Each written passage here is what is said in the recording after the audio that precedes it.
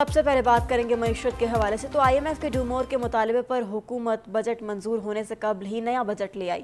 عوام پر 2215 ارب روپے کے نئے ٹیکسز لگا دیے گئے۔ FBR کے محصولات کا ہدف بھی 9415 ارب روپے ہو گیا۔ پیٹرول اور ڈیزل پر لیوی بڑھانے کا اختیار قومی اسمبلی سے واپس لے کر کابینہ کو دینے کا فیصلہ بھی کر لیا گیا ہے، اور اس کے علاوہ وزارت خزانہ میں نئے بجٹ کی تیاری جاری ہے۔ کل بروز اتوار قومی اسمبلی میں پیش کیا جائے گا۔ مزید بھی کچھ تفصیلات ہیں، وہ جاننے کے لیے آپ یہ رپورٹ دیکھیے۔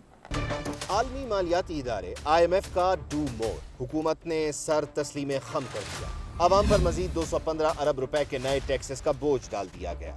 ذرائع کے مطابق سپر ٹیکس کلیکشن کو 300 ملین سے بڑھا کر 500 ملین روپے کیا جائے گا۔ جاری اخراجات میں 85 ارب روپے کی کمی ہوئی۔ قومی اسمبلی میں 9 جون کو پیش کیے گئے بجٹ کی شقوار منظوری کے دوران ہی حکومت IMF کے مطالبے پر نیا بجٹ لے آئے۔ قومی اسمبلی میں اظہار خیال کرتے ہوئے اسحاق ڈار نے کہا، IMF کی تمام شرائط کو نئے بجٹ کا حصہ بنا دیا۔ حکومت پاکستان اور IMF کی جو ٹیم ہے، ایک آخری بھرپور کوشش کی جائے۔ اس حوالے سے پچھلے 3 دنوں میں پاکستان کی معاشی ٹیم نے IMF کی ٹیم کے ساتھ تفصیلی مذاکرات کیے ہیں۔ مالی سال 23-24 کے لیے جو فائنل میں بہت وش لسٹ کا نمبر نہیں، ایسے پریشان ہو گئے، اس میں ہم نے 215 روپے کے ٹیکس صرف مانے ہیں۔ نئے ٹیکسز کے بعد FBR کا ٹیکس وصولی کا ہدف 9200 ارب روپے سے بڑھا کر 9415 ارب کر دیا گیا۔ NFC کے تحت صوبوں کا حصہ 5267 ارب سے بڑھا کر 5390 ارب ہو جائے گا۔ وفاق کے اخراجات کا تخمینہ 14460 ارب سے بڑھا کر 14480 ارب روپے ہو جائے گا۔ مختلف ٹیکسز کے بعد رواں مالی سال میں عوام سے 415 ارب روپے کے نئے اور دیگر پرانے ٹیکسز وصول کیے جائیں گے۔ وزارت خزانہ کے مطابق بیرونی فائنانسنگ میں کمی کی وجہ سے 215 ارب کے نئے ٹیکس لگائے جا رہے ہیں۔ پیٹرول اور ڈیزل پر لیوی 10 روپے بڑھانے کا اختیار قومی اسمبلی سے واپس لے کر کابینہ کو دینے کا فیصلہ کر لیا گیا ہے۔ پینشن کا تخمینہ 761 ارب سے بڑھ کر 801 ارب روپے ہو جائے گا۔ تو IMF سے معاہدے کے لیے سر توڑ کوششیں جاری ہیں۔ حکومت نے IMF کی اما پر عوام پر پیٹرولیم بم گرانے کی تیاری بھی کر لی ہے۔ پیٹرولیم مصنوعات پر فی لیٹر لیوی میں مزید 10 روپے کا اضافہ طے کیا گیا ہے۔ اس کے علاوہ یہ فیصلہ کیا گیا ہے کہ حکومت پیٹرولیم مصنوعات پر لیوی کی حد 50 روپے سے بڑھا کر 60 روپے بھی کرے گی، اور یہ تجویز بھی دے دی گئی ہے۔ اسی حوالے سے ہم آپ کو اپڈیٹ کریں کہ حکومت نے IMF کی اما پر عوام پر پیٹرولیم بم گرانے کی تیاری کر لی ہے۔ پیٹرولیم مصنوعات پر فی لیٹر لیوی میں مزید 10 روپے کا اضافہ کرنے کا فیصلہ کر لیا گیا ہے۔ حکومت نے پیٹرولیم مصنوعات پر لیوی کی حد 50 روپے سے بڑھا کر 60 روپے کرنے کی تجویز بھی دے دی ہے۔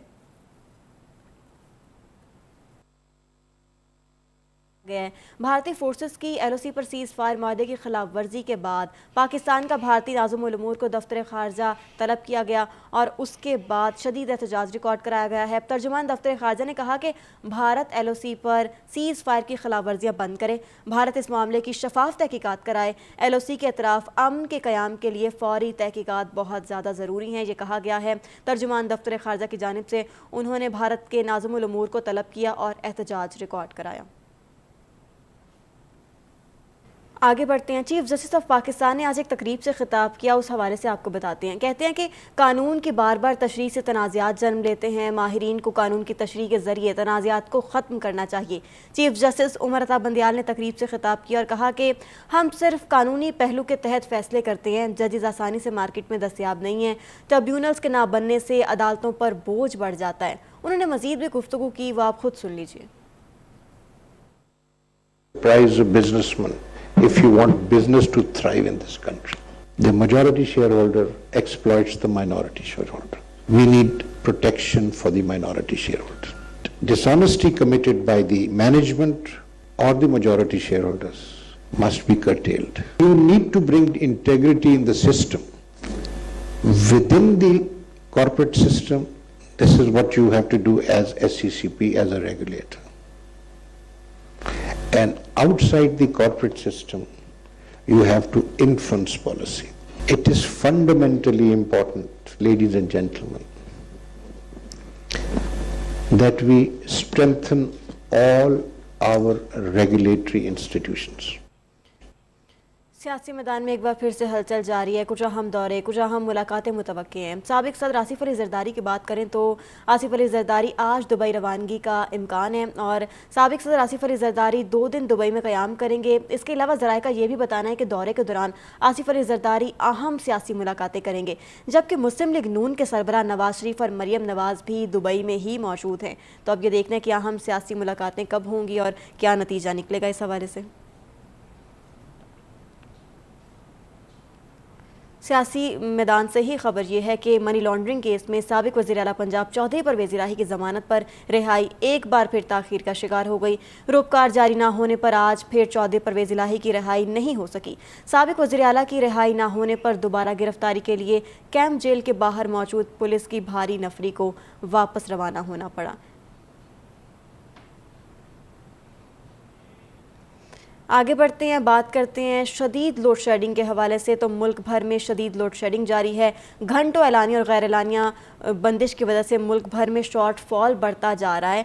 8 से 10 घंटे की लोड शेडिंग। लाहौर में भी कई घंटे बिजली बंद रहने लगी है। कराची की बात करें तो वहाँ 350 मेगावाट बिजली का शॉर्ट फॉल है। लोड शेडिंग का दौरानिया 14 घंटे तक पहुँच चुका है। मज़ीद क्या डिटेल्स हैं, रिपोर्ट देखिए। गर्मी, गर्मी और गर्मी, ये है मुल्क भर के मौसम का खुलासा। मुल्क भर में गर्मी के बायस बिजली की तलब कई गुना बढ़ गई, जिसके बायस बिजली का शॉर्टफॉल 6765 मेगावाट हो गया। कराची के मुख्तलिफ इलाकों में एलानिया और गैर एलानिया लोड शेडिंग में इजाफा हो गया। शहर के बेशतर इलाकों में 14 घंटों तक लोड शेडिंग की जा रही है। लाहौर में बिजली की गैर एलानिया लोड शेडिंग के बायस शहरियों का पारा हाई हो गया। शाहदरा मोड़ में 4 दिन और गवाल मंडी में 18 घंटे से बिजली बंद है। पेशावर में भी गर्मी और बिजली की गैर एलानिया लोड शेडिंग उरूज पर है। जक्का तूत के इलाका मकीन सड़कों पर निकल आए और सड़क को ट्रैफिक के लिए बंद कर दिया। मुल्तान और करीबी इलाकों में भी गर्मी रात चल रहा है। गर्मी बढ़ते ही जनूबी पंजाब में बिजली की लोड शेडिंग भी बढ़ा दी गई। गुजरांवाला और फैसलाबाद में भी गर्मी और लोड शेडिंग की वजह से शहरी परेशान है। गैपको का शॉर्टफॉल 155 मेगावाट तक जा पहुंचा है। तो एक तरफ गर्मी शदीद है, दूसरी तरफ लोड शेडिंग जारी है। आवाम बहुत परेशान है और इसी परेशानी में कुदरत की जानिब से बड़ी ईद पर बड़ा तोहफा मिलेगा आवाम को। महकमा मौसमियात ने पेशगोई की है कि ईद पर बारिश का इम्कान है और ठंडा मौसम हो जाएगा, जिसकी वजह से लोगों को ईद मनाने में मज़ा आएगा, इंजॉय किया जाएगा। मज़ीद क्या तफसीलात हैं, रिपोर्ट में जानिए। मुल्क भर में शदीद गर्मी की लहर ने आवाम को बेहाल कर रखा है। ऊपर से बढ़ती हुई लोड शेडिंग तो जैसे लोगों का जीना मुहाल कर दिया है। ऐसे में ख्याल था कि बड़ी ईद भी शदीद गर्मी की वजह से रिवायती अंदाज में ना मनाई जा सके, मगर अल्लाह की कुदरत को लोगों पर रहम आ गया। इसलिए ईद पर बादलों का तोहफा भेज दिया जो खुलकर बरसेंगे। महकमा मौसमियात के मुताबिक ईद के पहले और दूसरे रोज मुल्क के बेशतर इलाकों में बादल जमकर बरसेंगे। बादलों की सेंट्री के बाद उम्मीद पैदा हो गई है कि ईद के तीनों रोज मौसम खुशगवार रहेगा और शहरी बड़ी ईद पर गोश्त के पकवानों से खूब लुत्फानंदोज हो सकेंगे।